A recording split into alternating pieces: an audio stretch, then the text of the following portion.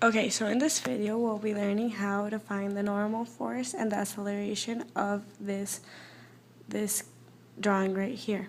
Right here it says that the box weighs 8 kilograms and it's on a 22 angle.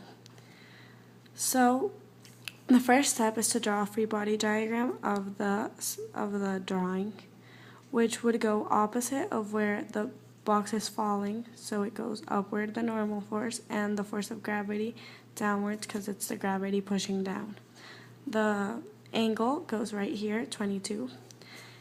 And the next step then we have to draw the x and y direction, which we draw it according to our free body diagram. So it shows that y and x go that way and this way. So that would be like our graph scale thing. Then we draw the little tiny triangle that will help us find the force of gravity and the opposite side of the 22 angle.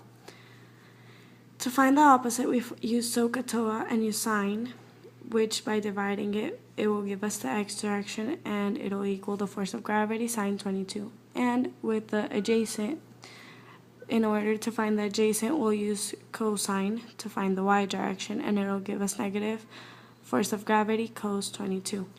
We then draw the x and y directions, which, as you can see there, and 0 here because there's no movement in the x direction, and in the y direction it's no normal force because it's the normal force that's pushing down or pushing up. Well, it's in the y direction. So for the x direction, we write net force equals force of gravity sine 22. And the force of gravity, we know that it's multiplying the mass and the gravity, which is 9.8. So then we can solve for the net force, which would be 73.4 sine 22, which then gives us 29.37. We'll use that information to find the acceleration up here with F equals ma. The F would be considered the 29.37, that's the net force, equals 8 times A. We then solve for A, which gives us 3.67 meters per second squared in the x direction for the acceleration. So we already found one of the two other steps. Then in the y direction, we solve for the net force, but we know that by the first law that if the net force equals 0, then the acceleration equals 0.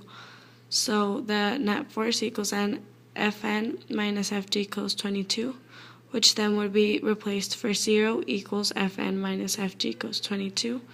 Then we solve for Fg cos 22, that's by multiplying the mass with the gravity force plus the cosine 22, which gives us 73.4 cos 22, and you subtract that from Fn, then 0 equals Fn minus 72.69, and then we solve for Fn, which would be 72.69.